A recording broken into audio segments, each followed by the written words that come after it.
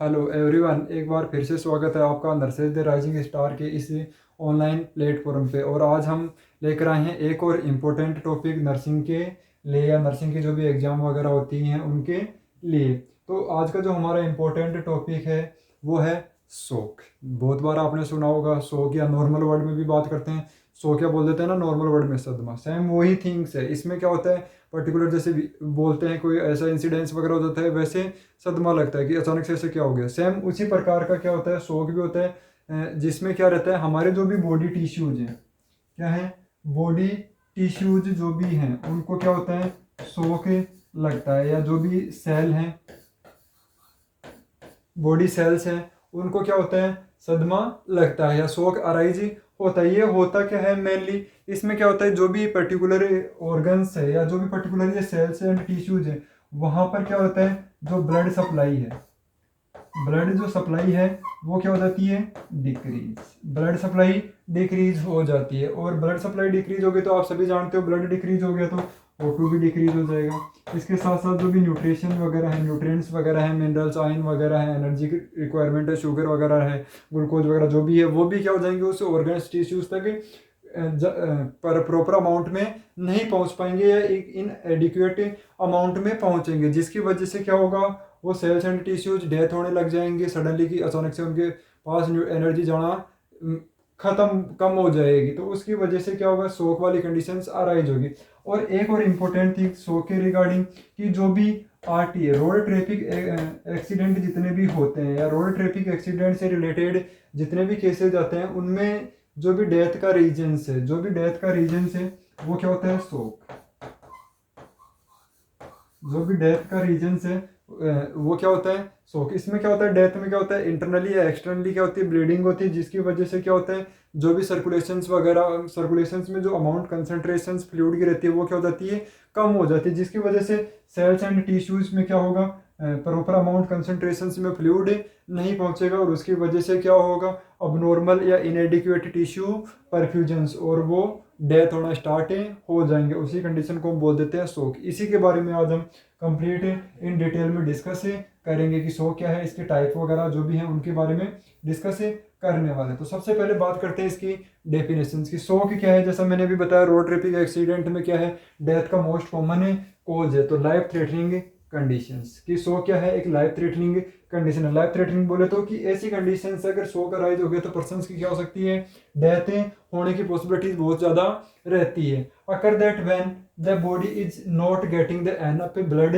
Supply. की simple सा है कि जो भी हमारे बॉडी सेल्स एंड टिश्यूज है वो प्रॉपर अमाउंट कंसंट्रेशंस में ब्लड सप्लाई नहीं रख पाते हैं, या उसको मेंटेन नहीं कर पाते हैं। इसके बाद में नेक्स्ट वन है lack of the blood flow. कि किसी वजह से क्या हो जाए, कि या तो प्रॉपर तरीके से एनफ पे ब्लड की सप्लाई नहीं हुई, या क्या हो, lack of the blood flow, कि जो भी ब्लड का फ्लो हो रहा है वो क्या हो जाए, डिक्रीज हो जाए। कि जिस कंसंट्रेशन में फ्लो चलना चाहिए ब्लड का, ब्लड वेसल्स में, आर्टरीज वगैरह में, तो वो नहीं चले। That the cell and organs do not get enough oxygen, जैसा मैंने आपको पहले ही बताया, O2 and nutrients to functions the properly. कि सिंपल सा है, हमारी बॉडी सेल्स वगैरह को अपनी एनर्जेटिक रिक्वायरमेंट फुलफिल करने के लिए नॉर्मली ब्लड सर्कुलेशन होना चाहिए। ब्लड सर्कुलेशन में क्या होते हैं, सिंपल सा ऑक्सीजन और न्यूट्रिएंट्स वगैरह होते हैं, जिसके द्वारा वो क्या करते हैं, जो भी अपनी फंक्शनिंग वगैरह है वो फुलफिल करते हैं। तो अगर ब्लड ही प्रॉपर नहीं पहुंचेगा तो ब्लड का ट्रांसमिट करने के लिए रिस्पॉन्सिबल, जो न्यूट्रिएंट्स वगैरह और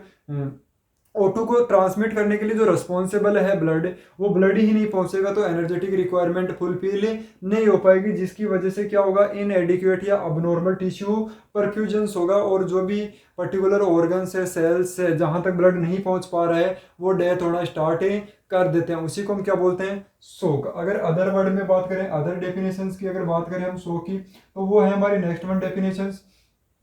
शोक is characterized by the inadequate tissue perfusions. की शोक क्या है, इनएडिक्वेट टिश्यू परफ्यूजन्स। की जो भी सेल्स एंड टिश्यूज है जिनको अपनी एनर्जेटिक रिक्वायरमेंट के लिए जो नॉर्मल फ्लूइड चाहिए था, नॉर्मल अमाउंट में कंसंट्रेशंस में ब्लड चाहिए था, वो प्रॉपर नहीं पहुंच पाया, जिसकी वजह से क्या हो गया, inadequate tissue perfusions in which there is the insufficient delivery. किसको हो सकता है, insufficient delivery of the oxygen and nutrients the body tissue. और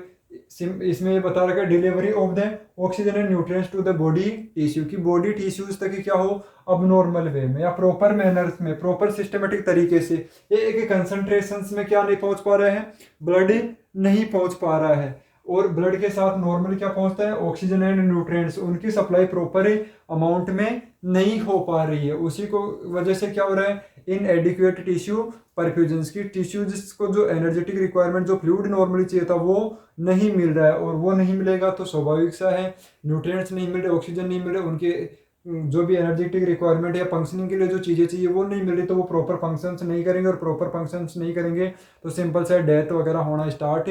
हो जाएगा। तो ये था नॉर्मल सा शोक के बारे में, शोक की डेफिनेशंस। ठीक है, नेक्स्ट में अगर बात करें हम शोक के डेफिनेशंस के बाद में इसके नॉर्मली कोजेज की, एक बार हम जो सुपरफिशियली या मेन कोजेज है वो डिस्कस कर लेते हैं। उसके बाद में हम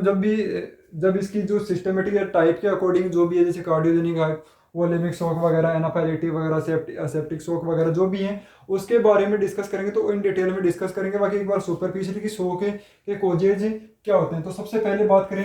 हार्ट कंडीशंस, हार्ट से रिलेटेड कंडीशंस की, जैसे फॉर एग्जांपल की बात करें यहाँ पर एमआई, हार्ट अटैक जिसको हम बोलते हैं, वो वाली कंडीशंस अराइज हो जाए कि सडनली क्या हो, जो हार्ट है वो पर्टिकुलर जो ब्लड पंप करना चाहिए उस अमाउंट कंसंट्रेशन में वो नहीं करे। या अदर की बात करें तो कि हार्ट फेलियर,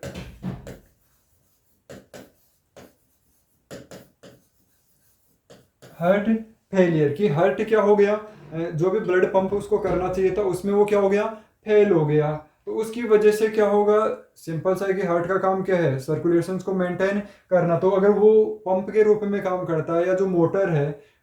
पानी देने की या जो भी ब्लड को सर्कुलेट पंप करने की, वही क्या हो जाएगी, बंद हो जाएगी, उसमें किसी भी प्रकार की प्रॉब्लम से हो जाएगी। तो स्वाभाविक सा है जो भी आगे की तरफ या जो भी पर्टिकुलर ब्लड वेसल्स वगैरह उनके थ्रू जो भी ब्लड सेल्स एंड टिश्यूज तक पहुंचना चाहिए था वो नहीं पहुंच पाएगा, जिसकी वजह से क्या हो सकता है, हार्ट अटैक शोक की प्रॉब्लम से हो सकती है अबनॉर्मल टिश्यू परफ्यूजन। इसके बाद में नेक्स्ट वन है heavy internal and external bleeding, कि यहाँ पर क्या कर रहा है, जो हार्ट है वो प्रॉपर पंप पे कर रहा है, कि जो हार्ट है वहां से प्रॉपर ब्लड आ रहा है, लेकिन उसके बाद में क्या हो रहा है कि फॉर एग्जांपल जैसे ये ब्लड वेसल से ये क्या हो गई, रैप्चर हो गई, डैमेज हो गई, यहाँ से ही क्या हो गया, फ्लूइड एक्सपेल आउट हो गया। ये इंटरनली भी हो सकता है या एक्सटर्नली भी, बॉडी से जो बॉडी है उससे बाहर भी अगर ऐसा कुछ होता है तो उसको हम बोल देते हैं क्या, हैवी इंटरनल और एक्सटर्नल ब्लीडिंग। और इसकी वजह से जो नॉर्मली जो शोक वाली कंडीशन होता है वो हाइपोवोलेमिक शॉक वाली कंडीशन से अराइज होती है, कि नॉर्मली हाइपो डिनोट करता है कम को या डिक्रीज अमाउंट को। इसके अलावा वॉल्यूमियम का बात करते हैं, वॉल्यूम किसकी, फ्लूइड की, जो भी ब्लड वगैरह है, फ्लूइड वगैरह है बॉडी में, उसका क्या होगा ना, अमाउंट कंसंट्रेशन कम हो जाएगी, तो स्वाभाविक से सर्कुलेशन प्रॉपर मेंटेन नहीं रह पाएगा। जबकि जो हार्ट कंडीशंस है वो जब हम टाइप पढ़ेंगे कार्डियोजेनिक शोक बोलते हैं उसको, हार्ट से रिलेटेड जो शोक अराइज होते हैं या हार्ट की वजह से जो शोक होते हैं उसको बोलते हैं कार्डियोजेनिक शोक। और ब्लीडिंग वगैरह की या हेमरेज की वगैरह की वजह से होता है उसको बोलते हैं हम हाइपोवोलेमिक शोक। नेक्स्ट हम बात करें डिहाइड्रेशंस के भी मल्टीपल कॉजेज होते हैं। डिहाइड्रेशंस क्या होगा कि डिहाइड्रेशन मतलब क्या होगा कि बॉडी जो हमारी है उसमें क्या होना कि जो भी पर्टिकुलर फ्लूइड वगैरह के अमाउंट और कंसंट्रेशन है वो क्या हो जाना, कम हो जाना, डिहाइड्रेट हो जाना बॉडी की, वाटर की जो अमाउंट है कंसंट्रेशन से फ्लूइड की वो प्रॉपर नहीं रहना। तो इसके जैसे नॉर्मली आप बात करते हैं जब भी क्या बोलते हैं समर सीजन आता है, समर सीजन वगैरह आता है, या बोले तो गर्मियों के दिन जब भी आते हैं, तो उस दौरान क्या होती है, एक्सेसिव स्वेटिंग वगैरह होती है, हैवी वर्क वगैरह हम कर रहे हैं तो एक्सेसिव स्वेटिंग वगैरह होगी, जिसकी वजह से भी क्या हो सकता है, डिहाइड्रेशन। अदर अगर इम्पोर्टेंट कंडीशंस की बात करें कि जैसे कुछ खाने पीने की वजह से प्रॉब्लम्स हो गई या कोई स्टोमक अपसेट वगैरह की वजह से हो गई, तो उस वजह से क्या होगा, वोमिटिंग वाली कंडीशन से अराइज होगी, कि जो भी हम फ्लूइड वगैरह लेंगे इंटेक्ट करेंगे उसको क्या कर दें, एक्सपेल आउट कर दें वोमिटिंग की, तो जो प्रॉपर कंसंट्रेशन अमाउंट में फ्लूइड मेंटेन रहना चाहिए था वो नहीं हो पाएगा। इसके अलावा अदर थिंग्स की बात करेंगे जैसे इन्फेक्शन हो गया, रोटा वायरस वगैरह का इन्फेक्शन हो गया, या अदर कोई भी जीआई अपसेट या जीआई से रिलेटेड प्रॉब्लम होगी जिसकी वजह से क्या हो गया, डायरिया हो गया। डायरिया हो गया या डायरियल प्रॉब्लम से हो गई कि जो फ्लूइड वगैरह है वो थ्रू द स्टूल क्या है एक्सेसिव अमाउंट कंसंट्रेशंस में क्या कर रहा है, एक्सपेल आउट हो रहा है, तो उसकी वजह से भी क्या होगा, डिहाइड्रेशन होगा। इसके अलावा जैसे अदर थिंग्स की बात करें, बर्न हो गया, बर्न के अलावा भी हीट स्ट्रोक वगैरह हो गया, कि ऐसा कोई भी पर्टिकुलर थिंग्स या कोई भी रीजन जिसकी वजह से क्या हो रहा है, बॉडी से फ्लूइड का एक्सेसिव लॉसेज हो रहा है, उसकी वजह से क्या होगा, डिहाइड्रेशन होगा। और डिहाइड्रेशन का मतलब ही क्या होता है, डिक्रीज अमाउंट हो जाती है, डिक्रीज हो जाता है फ्लूइड लेवल बॉडी में, क्या होता है, डिक्रीज हो जाता है फ्लूइड लेवल बॉडी में। और फ्लूइड लेवल डिक्रीज हो रहा था, अभी हमने डिस्कस किया था, क्या कंडीशन होगी, हाइपोवोलेमिया। और एक्सेसिव लॉसेज होगा तो हाइपोवोलेमिया की शॉक की कंसेंट सब पॉसिबिलिटीज क्या रहेगी, अकर होगी। तो ये था हमारा डिहाइड्रेशन जो लीड करता है या कॉज करता है, रेस्पॉन्सिबल है किस चीज के लिए, हाइपोवोलेमिक शॉक। नेक्स्ट हम बात करें हम इन्फेक्शंस, इन्फेक्शंस या एक सेप्टिक कंडीशन, इसमें क्या होगा, कंटिन्यूस बॉडी में इन्फेक्शन है, सीवियर इन्फेक्शन वगैरह हो गया, सिस वाली कंडीशंस अराइज होगी कि जो अमाउंट है कंसंट्रेशन से माइक्रो ऑर्गेनिजम्स की वो क्या हो चुकी है, सर्कुलेशंस में जा चुकी है, या कंसंट्रेशन अमाउंट में सर्कुलेशंस में जा चुकी है। तो जो भी पर्टिकुलर जो ऑक्सीजन से न्यूट्रिशंस वगैरह है उनकी अमाउंट को, कंसंट्रेशंस को क्या कर देती है, सर्कुलेशंस में कम करने का काम में करती है, जिसकी वजह से प्रॉपर जो ऑक्सीजन से न्यूट्रिएंट्स वगैरह है वो पर्टिकुलर सेल्स एंड टिश्यूज तक नहीं पहुंच पाते हैं, और उसकी वजह से भी क्या होता है, शॉक अराइज होता है। इसके अलावा नेक्स्ट वन है severe allergic reactions. Next one हमारा severe allergic reaction. Severe allergic reactions बोले तो एनाफाइलेक्टिक जो शॉक होता है, एनाफाइलेक्टिक शॉक क्या होता है, अराइज होता है सीवियर एलर्जिक रिएक्शंस, वो किसी भी पर्टिकुलर जैसे मधुमक्खी वगैरह या पॉइजनिंग जो भी पर्टिकुलर एनिमल वगैरह है, कीट पतंगे वगैरह जो भी है, उनके द्वारा अगर बाइट कर लिया जाता है तो उसकी वजह से क्या होता है, सीवियर एलर्जिक रिएक्शंस होती है, हिस्टामिन वगैरह का सिक्रेशंस होता है। इन सब की वजह से क्या होता है कि जो भी ब्लड वेसल्स वगैरह हैं वो क्या होने लग जाती है, डायलेट होने लग जाती है, एक्सेसिव डायलेट होने लग जाती है, और कैपिलरी परमेबिलिटी जो है वो भी क्या हो जाती है, कम हो जाती है। तो सिंपल सा आप सभी जानते हो, फॉर एग्जांपल इस टाइप की कोई ब्लड वेसल्स है या इतने डायमीटर की क्या है ब्लड वेसल्स है ये, तो इससे फ्लूइड इजी वे में क्या होगा, एक्सपेल आउट होगा, एक प्रॉपर कंसंट्रेशन, प्रॉपर अमाउंट और प्रॉपर फ्लो के साथ क्या करेगा, मूवमेंट करेगा। लेकिन किसी वजह से या एलर्जिक रिएक्शंस की वजह से क्या होगा, डायलेशन से हो गया, कि ब्लड वेसल्स का जो डायमीटर है वो इंक्रीज हो गया, तो स्वाभाविक से फ्लूइड उतना ही है, लेकिन क्या हो गया, डायमीटर इंक्रीज हो गया, तो जो फ्लो में टाइम लग रहा था, जैसे फॉर एग्जांपल यहाँ से यहाँ आने में जो टाइम लग रहा था, उसकी कंसंट्रेशन अमाउंट क्या हो जाएगी, बढ़ जाएगी, जो टाइमिंग ड्यूरेशन है वो बढ़ जाएगी, जो अमाउंट है वो भी क्या होगा, ज्यादा चाहिए होगा, जिसकी वजह से यहाँ तक प्रॉपर अमाउंट में या जो भी सेल्स एंड टिश्यूज है वहां तक क्या होगा, प्रॉपर अमाउंट में जो फ्लूइड है पहुंचना चाहिए था वो नहीं पहुंच पाएगा, और वो अबनॉर्मल टिश्यू परफ्यूजन को क्या करेगा, लीड करेगा या शॉक की कोज करेगा। उस टाइप का जो भी शॉक होता है एलर्जिक रिएक्शंस की वजह से उसको बोलते हैं एनाफाइलेक्टिक रिएक्शंस। ये नॉर्मली रिएक्शंस होती हैं एज ए जो पर्टिकुलर माइक्रोऑर्गेनिज्म्स के अगेंस्ट एंटीबॉडी या फेगोसाइट्स का जो भी काम होता है उसी की होती है, लेकिन एक्सेसिव रिएक्टिविटीज की वजह से ये सब चीजें होती है और लीड करती है एनाफाइलेक्टिक शॉक। इसके बाद में नेक्स्ट वन बात करें स्पाइनल इंजरी। स्पाइनल इंजरी की बात करें तो वर्टिब्रल जो कॉलम है या वर्टिब्रल जो डिस्क वगैरह है उसमें क्या होता है, किसी भी प्रकार की इंजरी, ये भी नॉर्मली रोड ट्रैफिक एक्सीडेंट के दौरान होने की पॉसिबिलिटीज काफ़ी ज़्यादा रहती है, या किसी ने लोहा धक्का वगैरह दे दिया या कोई ट्रोमेटिक इवेंट वगैरह हो गया, उसकी वजह से क्या होता है, स्पाइनल कॉर्ड डैमेज हो जाती है, कि जो भी पर्टिकुलर स्पाइनल कॉर्ड है वो डैमेज हो गई। और सभी जानते हैं हम स्पाइनल कॉर्ड या ब्रेन और या नर्व सिस्टम्स का क्या काम रहता है, इस इम्पल्स ट्रांसमिशन के लिए, कि जो भी पर्टिकुलर एक संदेश पर का बोल सकते हैं उसका जो भी हमारे बॉडी यहाँ से ब्रेन में ट्रांसफर हो रहा है, ब्रेन से वापस यहाँ तक रिस्पॉन्स आने का, लेकर आने का काम कौन करता है, स्पाइनल कॉर्ड या ब्रेन जो है वो उस क्या बोलते हैं उस पर्टिकुलर थिंग्स को आइडेंटिफाई करता है और उसके अकॉर्डिंग रिस्पॉन्स देता है, और वो स्पाइनल कॉर्ड से ट्रांसमिट होते हुए पर्टिकुलर पार्ट तक पहुंचते हैं। लेकिन अगर इसमें पर्टिकुलर प्रॉब्लम्स आ गई तो उसकी वजह से क्या होगा, प्रॉपर ट्रांसमिशन वगैरह नहीं हो पाएगा एज पर रिक्वायरमेंट। तो इसकी वजह से भी क्या हो सकता है, जो शोक वाली कंडीशन है वो अराइज हो सकती है। और इस टाइप के जो शोक है उसको हम बोलेंगे न्यूरोजेनिक शोक। इस स्पाइनल इंजरी की वजह से जो शोक होता है उसको बोलते हैं न्यूरोजेनिक सोक। इसके बाद में नेक्स्ट वन बात करें head injury. Head injury simple सा है, ये वाला जो पार्ट है इसमें क्या रहता है, सिंपल सा ब्रेन सिचुएटेड रहता है। और हेड इंजरी भी किस वजह से होगी, किसी भी ट्रोमेटिक इवेंट की वजह से, किसी भी ट्रोमेटिक इवेंट की वजह से क्या हो सकती है, हेड इंजरी जो डायरेक्टली क्या करेगी, ब्रेन को डैमेज कर सकती है। इसकी वजह से भी क्या हो सकता है, शॉक हो सकता है। इसके बाद में नेक्स्ट वन बात करें, a large blood clot in your pulmonary artery, या सिंपल से में बोले तो जो भी आर्टरी है, स्पेशली पल्मोनरी आर्टरी, क्योंकि पल्मोनरी आर्टरी आर्टरी वगैरह या क्लोट वगैरह हो जाना किसी भी पर्टिकुलर आर्टरी या एरोटा वगैरह जो भी है उसमें, तो उसकी वजह से क्या होगा कि जो फ्लो क्या होगा, वो क्या होगा, ऑब्स्ट्रक्ट होगा, कि जो फ्लो होना चाहिए था ब्लड का प्रॉपर मैनर में वो प्रॉपर नहीं हो पाएगा, जिसकी वजह से क्या होगा, जो भी अमाउंट कंसंट्रेशन चाहिए थी बॉडी को वो नहीं मिल पाएगी, एक प्रकार से रुकावट आ जाएगी। जैसे for example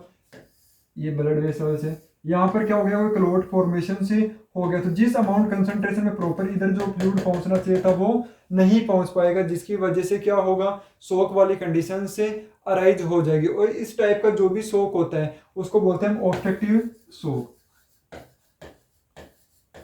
obstructive shock, obstructive बोले तो एक प्रकार से रुकावट की वजह से जो कंडीशंस अराइज होती है उसकी वजह से सेल्स एंड टिश्यू तक प्रॉपर अमाउंट में कंसंट्रेशन में फ्लूइड नहीं पहुंच पाता। जैसे फॉर एग्जांपल मैं बोल रहा हूँ वर्बली और इसके बीच में कोई दीवार आ गई, मेरी वॉइस प्रॉपर नहीं पहुंच पा रही है, तो उस टाइप की कंडीशंस अराइज हो जाती है कि जो फ्लूइड है, ब्लड है, वो प्रॉपर आगे नहीं पहुंच पा रहा, क्यों, इस क्लॉट की वजह से, जिसको बोलते हैं हम ऑब्स्ट्रक्टिव शॉक। तो ये कोजेज थे, बेसिक से कोजेज थे शॉक वाली कंडीशंस के। अब इसमें वन बाय वन हम डिस्कस करेंगे कार्डियोजेनिक शॉक। तो आज की इस क्लास में मैं केवल आपको इनको नाम वगैरह और बेसिक से बताऊंगा, इसके बारे में बाद में हम इनके बारे में डिटेल से डिस्कस करने वाले। तो सबसे फर्स्ट वन है कार्डियोजेनिक शॉक। जैसा मैंने पहले ही बता दिया आपको, हार्ट से रिलेटेड जो भी प्रॉब्लम्स इश्यूज होंगे उनकी वजह से जो शॉक वाली कंडीशंस होगी या अबनॉर्मल टिश्यू परफ्यूजन होगा उसको बोलते हैं कार्डियोजेनिक। कार्डियो बोले तो हार्ट और जेनिक का मतलब जिस वजह से वो हो रहा है या जिसकी वजह से ओरिजिनेट हुआ है। तो हार्ट के रिलेटेड जितनी भी प्रॉब्लम है, एमआई वगैरह, हार्ट फेलियर वगैरह, जो भी हार्ट अटैक, उनकी वजह से। नेक्स्ट वन थिंग बात करें कार्डियोजेनिक के बाद में ऑब्स्ट्रक्टिव शॉक। नेक्स्ट वन जो शॉक है वो है हमारा ऑब्स्ट्रक्टिव शॉक। ऑब्स्ट्रक्टिव शॉक जैसा कि अभी मैंने आपको रिसेंटली बताया, जस्ट ऑब्स्ट्रक्टिव शॉक का मतलब क्या होगा कि जो भी ब्लड वेसल्स हैं, जो भी ब्लड वेसल्स हैं उनमें क्या होना, ऑब्स्ट्रक्शंस, क्या हो जाना उनमें, ऑब्स्ट्रक्शन। ऑब्स्ट्रक्शन का मतलब रुकावट आ जाना, किसी भी वजह से क्या हो गई, ब्लड फ्लो में रुकावटें आ गई, क्लॉट वगैरह फॉर्मेशन हो गया, उस टाइप के शॉक को बोलते हैं हम ऑब्स्ट्रक्टिव शॉक। इसके बाद में नेक्स्ट वन थिंग्स या important, one of the important shock है हाइपोवोलेमिक शॉक। हाइपोवोलेमिक शॉक बोले तो कि शॉक वाली कंडीशंस अराइज होगी, लेकिन किस वजह से हाइपोवोलेमिक, हाइपो डिनोट करे तो कम या डिक्रीज अमाउंट कंसंट्रेशन से, किसकी वॉल्यूम, जो भी फ्लूइड वगैरह की वॉल्यूम वो क्या है, कम में हो जाना बॉडी में, जो किसकी वजह से, हेमरेज वगैरह की वजह से या डायरिया वगैरह, वोमिटिंग वगैरह, डिहाइड्रेशन जो भी है उनकी वजह से क्या होगा, अराइज होगा। तो स्वाभाविक से कि अमाउंट ही कम होगी, कंसंट्रेशन ही कम होगी, तो जो पर्टिकुलर फ्लूइड पहुंचना चाहिए था वो नहीं पहुंच पाएगा, और उसकी वजह से क्या होगा, अबनॉर्मल इनएडिक्वेट टिश्यू परफ्यूजन्स की जो सेल्स एंड टिश्यू जब वहां तक अमाउंट उस कंसंट्रेशन में नहीं पहुंच पाएगा ब्लड, और सेल्स एंड टिश्यूज की जो एनर्जेटिक रिक्वायरमेंट है वो फुलफिल नहीं हो पाएंगे और वो डेथ होना स्टार्ट हो जाएगा। नेक्स्ट वन टाइप है डिस्ट्रीब्यूटिव शॉक। डिस्ट्रीब्यूटिव शॉक का मतलब कि जो भी हमारे पेरिफेरल जो भी रीजन है स्पेशली उनमें जो प्रॉब्लम्स हो सकती है या उन प्रॉब्लम्स की वजह से। तो first one anaphylactic shock. Anaphylactic shock बोले या एक प्रकार से बोल सकते हैं इसको एलर्जिक शॉक भी बोल सकते हैं, कि एलर्जिक जो रिएक्शंस वगैरह होती है या एक प्रकार से सीवियर रिएक्शंस होती हैं पर्टिकुलर माइक्रो ऑर्गेनिजम्स के बाइट वगैरह की, पॉइजन वगैरह की वजह से, पर्टिकुलर मेडिकेशंस वगैरह की वजह से, एक प्रकार से ये बोले तो हमारा इम्यून रिस्पॉन्स होता है जो अगर सीवियर वे में अगर प्रोवाइड कर रहे हैं तो उसकी वजह से क्या होता है कि जो भी ब्लड वेसल्स वगैरह, स्टामिन वगैरह सिक्रेट वगैरह होते हैं पर्टिकुलर प्रोसेस में, तो उससे वो क्या होता है, ब्लड वेसल्स क्या होती है, एक्सेसिव डायलेट हो जाती है। भी फ्लूइड सही है, हार्ट वगैरह भी पंप प्रॉपर कर रहे हैं, लेकिन जो ब्लड वेसल्स की जो स्ट्रक्चर है, जो डायमीटर है, वो क्या हो गया, नैरो हो गया। वो क्या हो गया, नैरो हो गया, कि ये डायमीटर जो है वो इंक्रीज हो गया, कंसंट्रेशन उतनी है, अमाउंट उतनी है, लेकिन डायमीटर इंक्रीज हो गया, तो स्वाभाविक सा है कि डायमीटर अगर इंक्रीज होगा ब्लड वेसल्स का, एक ट्यूब लाइक जो स्ट्रक्चर है, तो स्वाभाविक से फ्लूइड कंसंट्रेशन अमाउंट में ज्यादा चाहिए होगी, लेकिन बॉडी में जितना होगा उतना ही तो यूटिलाइज होगा। तो उस वजह से इसके साथ साथ क्या होता है कि जो भी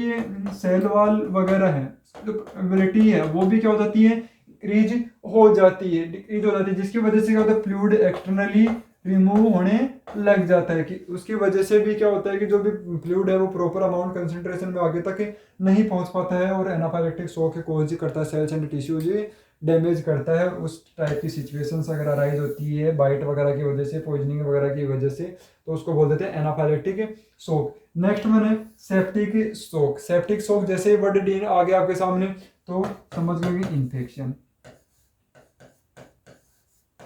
इन्फेक्शंस कि कोई भी पर्टिकुलर माइक्रो ऑर्गेनिज्म, चाहे वो हो सकता है आपका बैक्टीरिया हो सकता है, वायरस हो सकता है, फंगस ही हो सकता है, उसकी वजह से क्या हो, अगर एक्सेसिव शॉक हो रखा है, एक्सेसिव या सीवियर बोल सकते हैं, सीवियर शॉक वाली कंडीशन से अराइज हो रखी है, ब्लड सर्कुलेशन वगैरह में इन्फेक्शन प्रेजेंट है, तो उस कंडीशंस में क्या होगा, उस अमाउंट कंसंट्रेशन में जो न्यूट्रिएंट्स और ग्लूकोज वगैरह प्रेजेंट थे, उनकी कंसंट्रेशन अमाउंट क्या होगी, कम होगी, या उस कंसंट्रेशन के साथ ट्रेवल नहीं कर पाएंगे, क्योंकि जो माइक्रोऑर्गेनिज्म है वो भी उसको कंज्यूम करेंगे। इसके साथ साथ अगर उनके अमाउंट कंसंट्रेशन ज्यादा है, तो जो कैपेसिटी है, पावर है, वेल्थ है लेकर के ट्रेवल करवाने के न्यूट्रिएंट्स और ग्लूकोज को, वो भी क्या होगी, कम होगी, जिसकी वजह से क्या होगा, सेप्टिक शॉक वाली कंडीशंस क्या होगी, अराइज होगी। या उस सिचुएशन, इन्फेक्शियस सिचुएशंस में जो शॉक वाली कंडीशंस अराइज होती है, अब नॉर्मल टिश्यू परफ्यूजन होता है, उसको बोलते हैं सेप्टिक शॉक। नेक्स्ट मैंने न्यूरोजेनिक शॉक, सिंपल सा है, न्यूरोजेनिक शॉक की जो भी हमारे नर्व वगैरह है, नर्व वगैरह है, या सीएनएस वगैरह की बात करें, या सिंपल से वर्ड में ओवरऑल बोले नर्वस सिस्टम बोल सकते हैं। नर्वस सिस्टम्स की वजह से कोई भी अगर कॉम्प्लिकेशंस आता है, प्रॉब्लम्स होती है उसके डैमेज की वजह से, कि पर्टिकुलर स्टिमुलेशंस प्रॉपर तरीके से नहीं मिल रहे हैं, जिसकी वजह से क्या हो रहा है कि जो भी ब्लड वगैरह, फ्लूइड वगैरह सेल्स एंड टिश्यूज तक पहुंचना चाहिए था वो नहीं पहुंच पा रहा है, और उस सिचुएशंस की वजह से कोई शॉक अराइज होता है,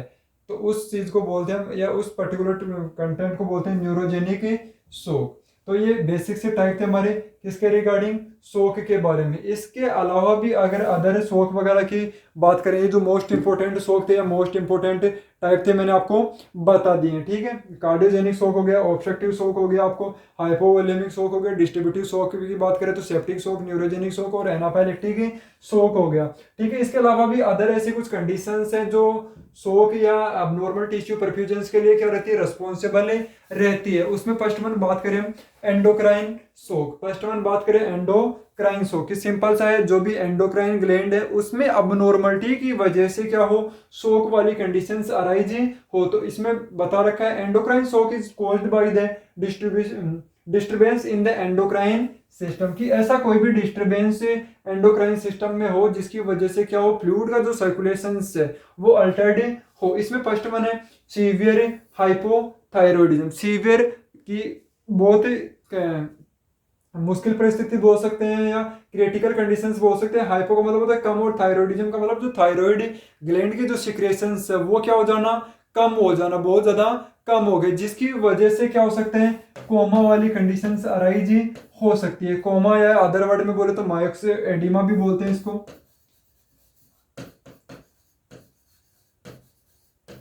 मायोक्स एडिमा भी बोल सकते हैं। इसके अलावा मायोक्स एडिमा कोमा की कंडीशंस क्या होती है, अराइज होती है, जिससे कि इन